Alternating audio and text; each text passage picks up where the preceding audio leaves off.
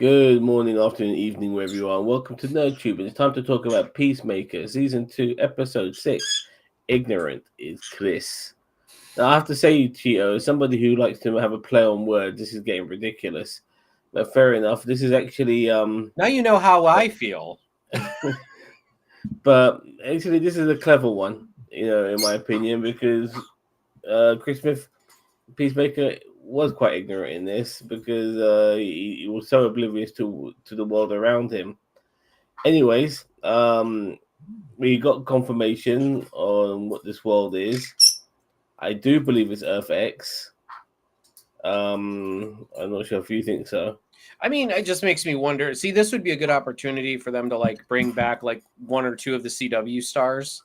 You know what I mean? Because Earth X was like a CW thing. I know it wasn't an original CW thing, but that is the most recent like iteration of Earth X that we've seen, at least in media. So it'd be nice if they maybe brought back like Supergirl, like the Earth X Supergirl or. Well, I look at like the parallel universes, like there's abundance of them.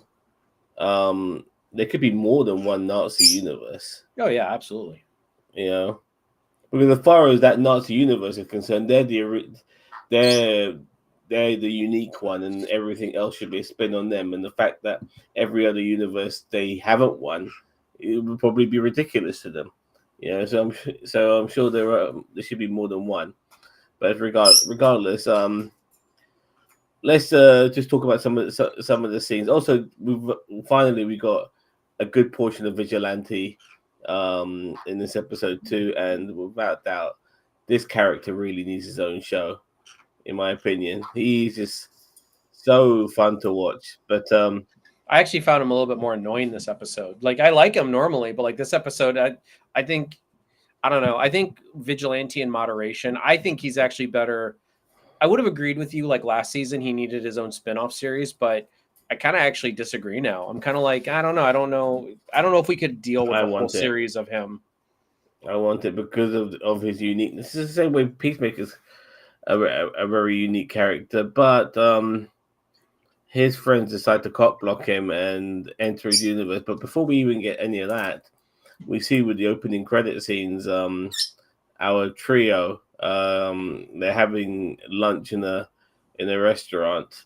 People are totally oblivious. They're covered in fucking kaiju gunk. No one gives a shit. And yeah, they are looked upon as heroes. One of them wants to take a picture with Blue Dragon. He does. One of the kids, that is. And that's when we see the picture that was taken start to melt, which obviously gives us an indication that there's something wrong with this universe. And also, we see a moment where Chris, after he's finished having his sexy time with the alternate universe Harcourt, and he looks in the mirror, and I think he didn't. I think it dawns on him sometimes that he is a fake. This is not his universe. He's only pretending to be the Chris of this universe. And it dawns on him. I personally say, I'm not sure if you remember that moment where he looked in the mirror and there was a level of contemplation. That was what I was thinking. I'm not sure if you think the same. Yeah, no, I mean, it kind of basically his face said it all about, do I belong here? Will I be able to pull this off? Yeah, so I agree. But our friends end up going into the parallel universe, and they walk straight into Chris's new house, and it's lovely as they can see. And at one particular point, Harcourt, who has a doppelganger in this universe, she gets caught by Chris's brother. And one of the best ways to stop people from going into a room is say that you just done a rancid shit. And in that room, obviously, Economos is in there, whilst Vigilante and Leota are hiding around the corner. And it was an interesting moment because she's having to bullshit her way around this particular moment. Mentioning the snow globe and stuff like that, and yeah, it was funny and awkward at the same time. I'm not sure how you found it. Nah, it just seemed awkward. It wasn't all that funny to me. Like I actually didn't find it quite humorous. I was kind of like, when is the scene gonna end? Like, can we like I don't know. I don't know. I, I, I'm feeling a certain kind of way about this season. Truth be told, somebody mentioned this, and I never really picked up on this, but obviously, Eagerly is Peacemaker's pet, and I believe his family embraced Eagerly and didn't mind him being their pet because if you look at Nazi propaganda, the eagle is used in their memorials, in their signage, you know. So having an eagle to a degree would be right up their alley, so to speak. That's which was a clever nod towards why they would accept an eagle as their sidekick, so to speak. Um, we get our gang coming in there. Obviously, Harcourt now is off with Chris's brother to Argus, and she starts looking around and she starts picking up on the vibe. And you know what? I almost feel gutted telling you this, Cheeto, because I'm sure you might have been a little bit oblivious to all of this. But knowing this now kind of took away the twist. And this is where binging over week to week has its arguments because unfortunately the internet has ruined this excellent twist that would have maybe have fallen upon us if we were oblivious to the world that Chris is living in, if you know what I mean. Because I didn't pick up on it until I somebody told me. I And you never didn't pick up on it. I never even saw that twist until you mentioned it on here. Yeah. So so I mean, honestly, it's not hard to avoid it. I think because it's not something that's like super big media wise. Like but I don't know if you're watching reviews from other people, and I don't really watch reviews for this show. Maybe Emergency Awesome, maybe, but I don't know. I mean, as I said, Oh, I'm jumping ahead a little bit as well because they go to prior to jumping dimensions, they go to Vigilante's house, and we get to meet Vigilante's mum. And she's a lovely lady, always happy, happy, happy. And she basically spills some beans to the rest of the gang about Harcourt allegedly being Vigilante's girlfriend, which is a funny move. that was funny. I thought that was actually a really funny part. But then, because Vigilante is a vigilante, we see in his basement like millions, possibly even maybe close to $1 billion in of blood money and drugs, like tons of it. And he won't spend it because it's blood money, and that's why he borrows money. And at the same time, he won't flush the drugs down the toilet because he doesn't want to get alligators like all drugged up and stuff like that. But I did like the way that when he did have his back turned just for a second, everyone else just took a big wad of cash and stuffed it down their clothes. You know what I mean? So that was funny. And he had this beanie collection or whatever it was. This Beanie baby Babies, yes, that was a beanie big thing babies. back in the 90s. My Yeah, mom exactly. did that too. My mom collected Beanie Babies, and yeah, they didn't go anywhere. Well, once they finally opened the portal and stuff like that, that sonic boom thing happened, and because that room is full of fucking class A, a lot of it, went all over our gang, and that obviously plays a part when Amelia finally arrives in August because she's covered in drugs, so she has to be taken into custody and all of that, and that's where Chris realizes it's her, the Well, real I her. thought because in the one episode when Chris first got into this universe, the dog went crazy just because it wasn't the actual Peacemaker. So that's what I thought was going on, was that the dog was Did just it? yeah, I'm pretty sure the dog went nuts when Peacemaker walked in. But they didn't stop him for a drug check. Right? Well, I'm no, but they were able to tell that there was drugs on her because I don't know, some sort of system they have or whatever. no. Well, But maybe I regardless, might have missed that part. But yeah, no, I was just like because I thought the dog was just going nuts because the dog knew that it wasn't their Harcourt, like. And you can also tell like the difference between their hardcore and our hardcore, and I call her our hardcore because she is a very strong, independent woman. She doesn't wear like very feminine clothes. She wears jeans and she wears a jacket and stuff like that. And Chris's brother picked up on that, whilst their hardcore dresses like she's doing the fucking Sound of Music, and I was gonna say the hair's different. Like Harcourt's hair in Earth X is straight and it's more blonde. yeah.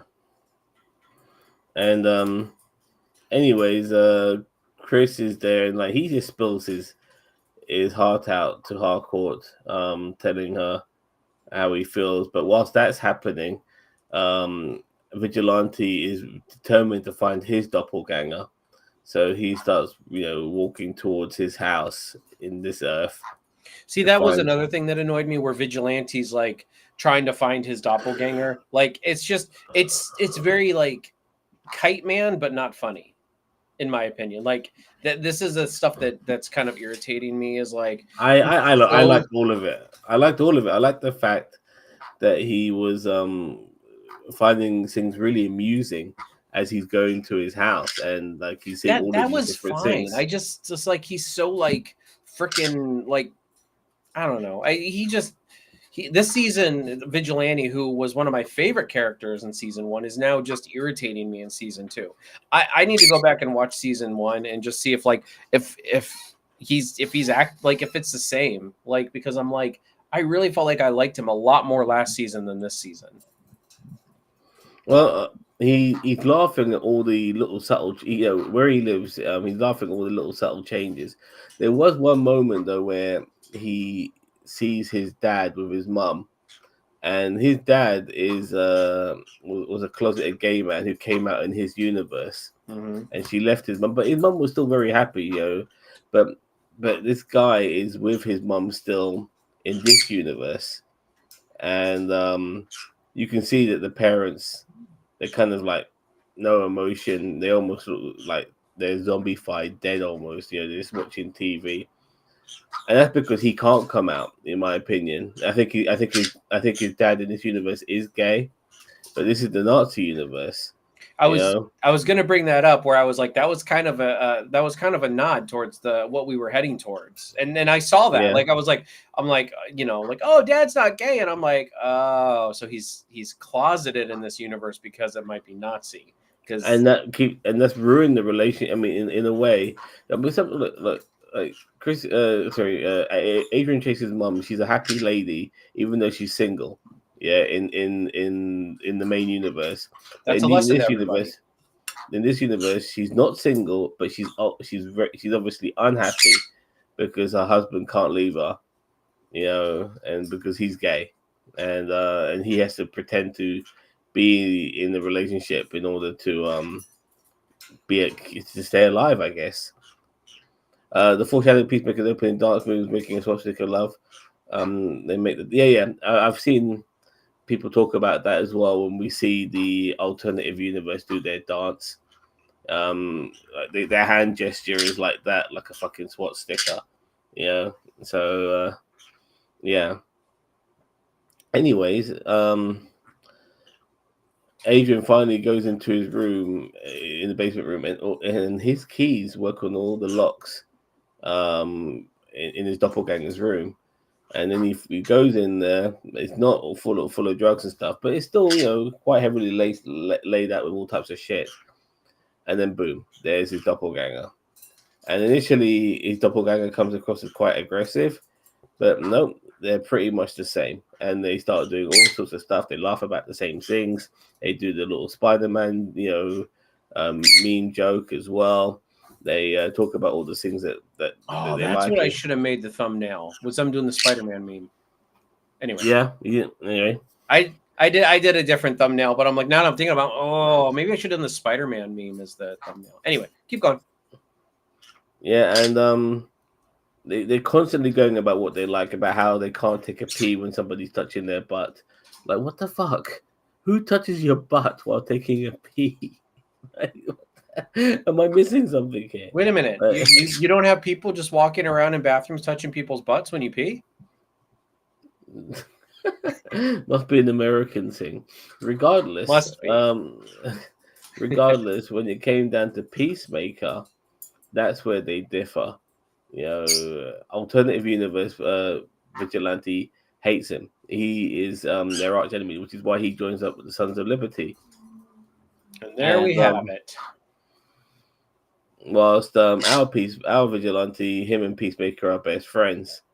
And this the funny thing is because this vigilante doesn't realize that his Peacemaker is dead, and the Peacemaker in his universe is the alternative Peacemaker, the good Peacemaker. You know, yeah. Anyways, I think so. I think yeah. that that's actually going to be an interesting dynamic. There is where like the two vigilantes kind of like I kind of hoped it would be like if I would have done it, it would have been more like like the vigilante rolls along the Sons of Liberty, and then like the DCU vigilante runs along, like comes across the Sons of Liberty, and they see him and they're like, oh hey, how you doing, blah blah blah. So he goes with them, and then he thinks that they're good, and then they're they're doing all this stuff, and vigilante's actually like doing bad, but he's like he thinks he's doing good. Yeah, Vigilante is a very unusual character, by the way, because we already know that, but he doesn't necessarily like this guy kills people like me who if I shagged a prostitute, he wouldn't kill the hooker, which is great because you shouldn't, but he'll kill the perp instead for paying the hooker because he's done sort of that. And remember that scene in season 1 where that entire family are getting sniped. It was Vigilante who was doing the sniping, and he's humming to himself. And he has no problem killing those people if he thinks he's doing it for the right reasons. Including children. And we find out that they were infected by butterflies eventually. I mean, But he's prior to that, basically just a maturity stunted Punisher. You know what I mean? Like yeah, he's like a 13-year-old Punisher. yeah, that's a good way of looking at it. Yeah, but even Punisher has like morals, to a degree. He's happy to kill really bad people, no doubt. But even he knows like really bad people to just a bad person. This is why people like Turk or it never gets killed in that universe. Because he's dealt with the Punisher, and he's a bit of a low life, but he still ends up living. Regardless, I'm going all over the place. Economos gets caught by Blue Wizard, and just basically spills all the fucking beans. Which I knew was going to happen. Like, not from Economos, really, but like, I knew that. Remember, I even said a couple episodes ago, I said, somebody's going to spill the beans about what happened to Peacemaker in there, and then Peacemaker's probably going to have to kill his dad and his brother or something like that. Like, I think that's how this is going to go. Probably, and yeah, it's really fucked. But I like this is the same Economos who took a chainsaw and cut a fucking gorilla in half with it in season 1. Like, and then all of them, he gets caught, and he could have just said, "Look, I'm from an alternative dimension." That's it. He didn't need, which is the truth. Which is what I said in the beginning when I was like, Chris could have just said, "Hey, I'm from," and like his dad probably would have understood because his dad, his dad maybe not invented, but who discovered the portal in that universe? Because if his dad didn't discover it in the DCU, then did his dad discover it in Earth X, or is it the same situation where they just came across that? No, and I don't. I'm not even sure if his dad knows there's a portal. Like you have to punch in a particular number in order to get that shit going. Like if you don't punch in the number, then when you open the door, it's just a regular door. It's the number that you punch in that opens up the portal, if you know what I mean. So, anyways, this was also, by the way, after they just cleaned up Eagly, making an absolute fucking mess in that kitchen. That's what he always does. Yeah, And yeah, no, I've got birds, so I can relate. I do as well, but I don't mind. Don't fly around and run around and you Yes, know. yes, you do. Yeah, good point. Anyway, Leota, she decides to go for a walk. Um, that's when people start looking at her a bit weird. At the same time, um, Harcourt is telling Chris, "Listen, do you find isn't there something weird about this universe? I haven't seen a single person of color." And Chris is going, "What are you on about? What are you on about, Willis?" You know, and next thing you know, their Harcourt pops in and claims that our Harcourt is an imposter, and funny enough, that she is. And whilst Leota is going for a walk, people are starting to look at her like, "What the fuck?" You know what I mean? And now I'm already getting that song, from Eminem, like it's in a white person before, but in this case, it's a black person. You know, and they're going and they're basically going black like that. They're singing and going black, yeah. And it's almost zombie like and crazy like and stuff. And then Chris's brother comes out the car and goes, "Oh, one of them's escaped." So they haven't been killing them necessarily. They've been hoarding black people, maybe enslaving them. Maybe they brought back slavery, and that's what they're doing with black people. I don't. Regardless, I mean, I don't think so. I think they just eradicated them or deported them all. no, no, no. He said one of them has escaped. They've Oh, did been he? I missed it. Yeah, did he? yeah. One of them got out. One of them got out or something like that. So I missed yeah, that part. because they would black people unfortunately were slaves, and that would be a way of getting to use them again as slaves. Regardless, like Leota's thinking, "What the fuck's going on?" And as she's running with all these fucking white people chasing her, which is a crazy thing to happen. And Chris picks up an American flag and unravels it. Instead of seeing the stars and stripes, he's seen the SWAT sticker and stripes, and realizes, "Oh shit, this perfect world ain't so fucking perfect after all." And yeah, the episode ends. So now, the dragon of this universe. Chris's dad knows that Chris is probably an imposter. Chris now knows that this world is not the perfect world that he assumed it would be. There's two Harcourts in this world. Maybe there's two economists. Who knows? You know, we'll find out. Maybe there's two Leotas. If they do actually keep Leotas, so if they do keep black people in concentration camps or whatever, or they enslave them, we might come across a second Leota. So all manners of things. But yeah, now shit has finally hit the fan. We're down to our last two episodes, and all our friends are all over the place. Speaking of all our friends, Ginger's here. Ginger, you will love this show, man. It's about racism. You know what I mean? Your favorite subject, I have a feeling Sasha Bordeaux is going to have a huge role come Man of Tomorrow, especially if Brainiac is the main villain. Her bionics are going to be very important. If you say so, but then again, are we going to get a cyborg or something like that eventually in this universe? Doesn't that do the trick?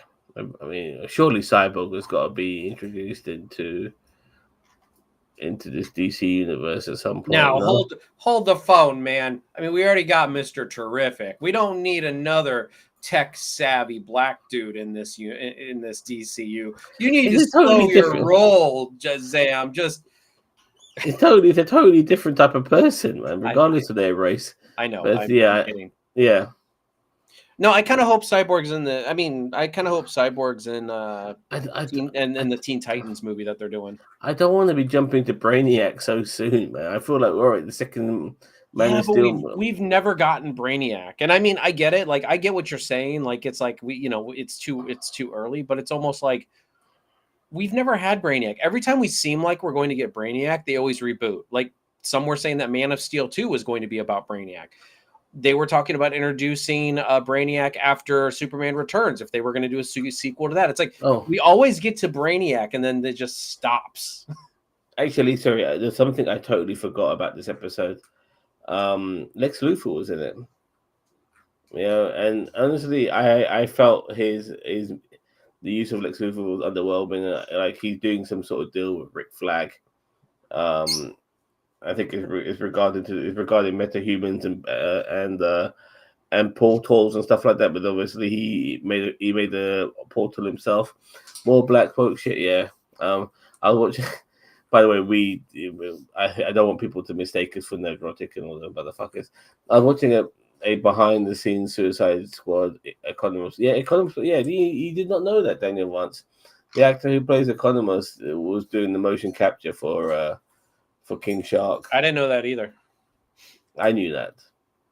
I was very happy with that particular fact. I did know that. I thought all you motherfuckers know that. We got Brainiac in the Krypton series. Well, we I saw look, we know everybody who watched that. I mean, there was such a smash hit. look, there's two massive DC villains. There's Brainiac and Darkseid. If I just feel that Brainiac should be like a Thanos level villain if they're gonna go down a similar route to Marvel and maybe bring this guy. I mean, show him here and there, like they did. Like they had Thanos in Guardians of the Galaxy, but make him the villain, the main villain, in his own sort of like end of the movie with the Justice League and all of that sort of Oh, shit. you mean like Ultron? Okay. Yeah. I think that would be too much copying. And on top of that, who's to say that, like, let's say we get like Brainiac 1 in like Man of Tomorrow 2, or Man of Tomorrow, whatever the movie's called. And then we get like Ultra Brainiac or something like that. Like it's like Loki and Thor. It's like you get like proto Loki and like Thor, but then the main villain of Avengers is essentially Loki. You know what I mean? Like, it's not to say that he can't come back after they build him up a bit. Yeah, and obviously, like I said, there's still Darkseid as well, which will have to be used at some particular point. I mean, we're talking a good 7-8 years, in my opinion. They better include Bottled City of Candor is they do Brainiac. Okay, fair enough. I hope they do. But anyways, lots of reveals. 2 episodes left of this particular series. It could be. It looks like they could be setting up other stuff. There's more cameos I've heard yet to come. Good chance we might get Superman. Who knows? Maybe we might get Superman of this universe who's a Nazi. Who knows? Well, that's what I'm saying. I Or actually, Red Sun. Or Red Sun. yeah, I actually do want to see, like, as I said, I would be awesome if they brought back like 1 or 2 of the CW Earth X. And as I said, it could be a different Earth X. I get that, but at the same time, I'm kind of like, if like Supergirl shows up from CW, or somebody from the CW verse comes back. Well, I wouldn't mind. I wouldn't mind, like, for instance, that the Russians were allies during the Second World War when they fought. They basically defeated the Nazis. The Russians did. But let's just say they did it, but not necessarily capitulated to the Nazis. They still managed to, hold their own. And maybe the Russians are the good guys. Hence, Superman, Red Sun. But then again, if you got Superman on your team, you pretty much won. Yeah, right. Like, he pretty much won. That's why he's American. Superman knows winners when he sees them. Yeah, fair enough. Yeah, maybe Red Sun Superman on FX is not a good idea. Come to think of it, yeah, maybe. So, but yeah, you're not excited for next episode? I'm here. There was some good things. Like, it's very just middle of the road for me with this series right now, and it's just, I really wish it did more to, like, kind of brings Peacemaker kind of back down to earth. I really feel like they kind of lost the heart of the show, from season 1. And And again, like I didn't even like the butterfly thing with season one. Like I thought that was too major scale for Peacemaker. So and this also just seems very, I don't know, dimensional hopping, and it's just like we just get a Peacemaker that's, I don't know. Well, I don't expect them to destroy it effect, but I do expect them to escape it. Yeah, I feel like we're in that position now. Like they can't change what's happened in that universe. I think So yeah, you know what I would love? I would love if this was the start of something where that, like, it's kind of like the mirror universe of Star Trek, where it's like every so often they go back to Earth X, but then every time it's like different. Like, like in the original series, it was the Terran Empire, but then in DS9, the Terran Empire had been subjugated. So let's say they cause havoc here in Earth X. Next time they come back, like the people that are subjugated, whether it's black people, whatever, like, but they're now, in power. And I'm not saying they're going to be completely good, but they're not going to be like as bad as Nazis, obviously. But like, let's say that like after a year or two they come back and they overthrew the American Nazi government, and now America's, just the changing of the mirror universe and stuff that's kind of what I was hoping to see. Like we'd visit Earth X more, and then there would actually be more of a lore like expanded upon, with it, just like DS9 and Discovery even expanded on the mirror universe stuff. yeah, I agree. I actually agree with I agree 100% percent with that. I mean, there's various ways they can go. We all initially thought because Peacemaker had like what's his face, the Flash, Ezra Miller's Flash, and all of that. Yeah, like he would have to go into an alternative universe in order to get away from all of that shit. But no, they just retconned it instead. But still, nevertheless, there's still a lot more to come. Maybe there's other universes as well. Where like for instance, I think there needs to be a payoff with the xenomorph looking alien that keeps throwing away dead cats or dead mice or whatever. Um, I feel there's a payoff there of some sort. I'm not sure if you agree. I mean, he's in the intro. Like, I don't watch the intro every time, but like, I mean, he's in the intro. There's got to be some kind of payoff with that. I don't know. I mean, there's what, 99 other doors, so we only know where 3 of them go. You know what I mean? Like, I'm not a fan of 99 or 100 universes. Like the whole point of parallel universes is that they're endless. well, I mean, There's but what more. if they discover that like that's only like a section of it, and then there's like other section, like there's sections upon sections. You know Yeah, I what I mean? agree. I'm fine with that to a degree. I mean, I want to feel like there's like a limitation to how many parallel universes that can be obtained within that box.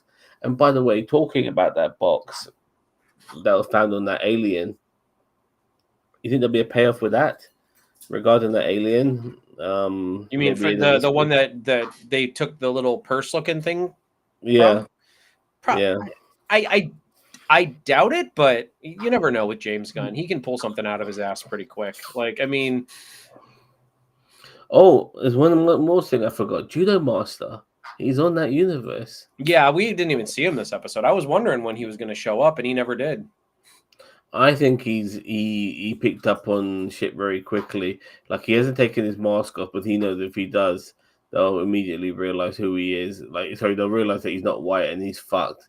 So he's probably keeping himself incognito, in my Yeah, but opinion. also I think that the Japanese, where, and I don't think he's Japanese, but he looks Asian, so it's He's like Vietnamese. He's yeah, he's Vietnamese, but Vietnamese. he's still like he could probably pull off Japanese. That's what I mean. Like if he pulls his mask off, people will be like, "Oh, our Damn. allies, the Japanese." He's Now, like, "Yes, your now allies." The Man in the High Castle had which was also a series about the Nazis winning, and America was split into two halves. Like half of it was owned by the Japanese, the west side, the west coast of America, and the east coast of America, and most of the central USA was owned by the Nazis with a little tiny line called the neutral zone in the middle.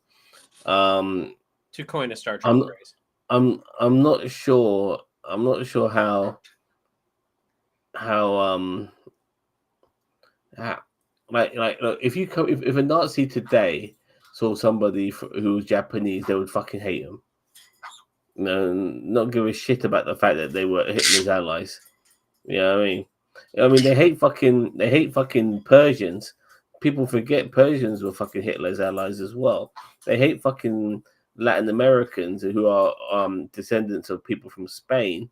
The Spanish were fucking Hitler's allies as well. I just You want to, know, so yeah, I just want to state Ginger Greek said that Peacemaker is a great show. So yeah, I look for me, my issue with Men in the High Castle is when they realized that they came across all that footage of an Earth that won the Second World War, and the Nazis didn't. And for me, that really pissed me off. It's like, what is this shit?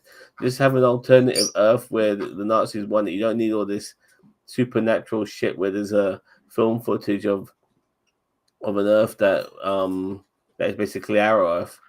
But regardless, you know what I've realized as well is that Earth X is our Earth. That's the that's the Earth we're living in right now. You know, we're maybe more like Earth. Yeah, you know that's watch tomorrow. yeah. Watch tomorrow. Our president and chump, or our commander and chump, is gonna propose a new American flag. It's gonna have Charlie Kirk's face on it. Well, apparently it's gonna be on the one. They're gonna make a $1 silver coin, and his big fat fucking gums are gonna be all over it. You know. So yeah. Anyways, I think we've spoken enough about this episode. Yep. I liked it, but I'm gonna let you give you the first mark. I'm gonna give it a. I'll give it a generous 6. I will. I'll give it a generous 6. There were some moments in it. There were some good moments in it. I mean, if we hadn't spoken about the twist, I may not have seen it coming. But that's since we spoke about it, like when his dad was not gay, like I kind of was figuring, okay, so he's not gay because he's not allowed to be. Like, there's no black No, people. he is gay. He's just in the closet. But that's what I He's mean. not He's not allowed. allowed. No, that's what I mean. He's not Yeah, allowed to be. Like, he is gay, but he's not yeah, allowed to be because of yeah, you know, Nazi yeah. rule. So I may not have seen the twist coming because I'm white, so it's like I probably wouldn't notice that there were no black people. But Mate, I'm not white. I didn't fucking notice it until somebody mentioned it to me. yeah, probably I might have noticed it. I don't know. We'll never know, I guess. But anyway, Then yeah, again, I think it's sorry. Then again, I am in England and I'm surrounded by white people. Unless you're a white person in England who thinks that fucking Asian people who look like me, have taken over. Even though we are only 4 million, there's only less than 4 million people who look like me in this country, and England, United Kingdom, sorry, has 70 fucking million people in it, and and there's only 4 million of us. But yeah, we've taken over, baby. All right, sorry, continue. anyway, generous 6. That's it. I give it an 8. I really liked it. We finally got confirmation as well, which was really great. Vigilante once again had the opportunity to steal the show, and when he finally got a chance to be more than just a background character, and he stole the fucking show. Once again, this character really needs his own series. I'm all in for that. Revelations as well. We were in this universe a lot more, and the plot has progressed. Finally, like a lot of the other episodes. I mean, like every episode with a cliffhanger ending is always going to feel like a setup for the next episode. But sometimes some of the episodes we get, they just feel like they're rehashing the setup from the previous episode without necessarily progressing the plot any further forward. I would say 4 and 5 was a bit like that. So to finally really get some progression now and confirmation, I'm very happy with this, and it was funny as well, you know. And don't forget, Eagly is a super powered eagle, so I expect some more magic from Eagly in upcoming episodes as well. So yeah, great stuff. I'll go 7, but the bird blindness earned it a 6. Oh, the bird blindness was ages ago, man. I was about to say You there know was what I no mean? bird blindness jokes in this one. Trust me, but Oh, that would have what? no, it's just that moment where Rick Flag goes, I just need a moment to think. And then Tim Meadows sits down with Rick Flag and starts thinking with him. I thought that was a bit silly and funny at the same time. Is I don't know. That character is also getting on my nerves. I don't know. I don't like that character at all. Yeah, like I said, I didn't think Lex Luthor paid off too well, and actually forgettable. This is Lex Luthor we're talking about. How the hell can Lex Luthor be forgettable? But he was, as far as I was concerned. Yeah, but he's not essential to the Um, plot. It was a cameo just to show that these are linked. I like it's. You're right. It's forgettable. You're right, but that's kind of it's all I it, expected it to be. it, it, look, it's Lex fucking Luthor, one of the greatest supervillains of all fucking time. He shouldn't be I forget, in a show full of fucking Z listers, when it comes to heroes and villains, he should not be an afterthought, in my opinion. So I'm just saying. You racist? Yes, we are. All right. I love Lex was limping from it. Yeah. At least they were consistent on that. And he was swearing a little bit as well because he's an R-rated show, so he's allowed to swear. I think this is the first time I ever heard Lex Luthor swear. Interesting. Anyways, all right. So that's my mark. I give it 8 out of 10. I can't wait for the next episode. Not long to go. It's already getting close to Monday. So what? 3 days? Yeah, baby. I can't wait. The penultimate episode coming up. I heard the ratings have not been too great for this show, which is a bit of a shame because everyone who I watch who review it likes it. It's very popular with reviewers. They all enjoy it. So it's a real shame. I'm hoping that people are waiting for the show to come out in its entirety and then they're going to binge it, which is what I'm doing with certain shows. Like I'm doing that um Only Murders in the Building. I'm waiting for that to come out in its entirety, and then I'm going to binge it. And Gen V, which I can't review on a weekly basis. I'm going to watch that in its entirety, and then I'm going to review it as a series. No Alien Earth. Well, Gen V, Daniel Vance. Watch that. Yeah, it's really good. I'm thoroughly enjoying it. So yeah. All right. I think we're done here. Tulsa King review. Hopefully, myself and Ginger, we can try and get on that tomorrow if we can. And I'll try and review Marvel Zombies as well, which is phenomenal. I had a very good time watching that. It's the one of the spin-offs of the What If saga that's got its own series. Lots of gore, lots of people dying, people we all fucking know, good and bad people we follow dead. Yes, they fucking die. And it's only 4 episodes, so binge that shit if you can. And I'll try and review that at some point this week. All right, we're done here. Anything more to say? Nope. I think that's it. Okay. You need to put a little dove on your shirt and it'll look like Peacemaker shirt. Get You on ever it. thought of that? I'll get on it. Okay. Thank you very much, Daniel Vance. Don't forget to like, share, subscribe to NerdTube, the greatest social media channel you know.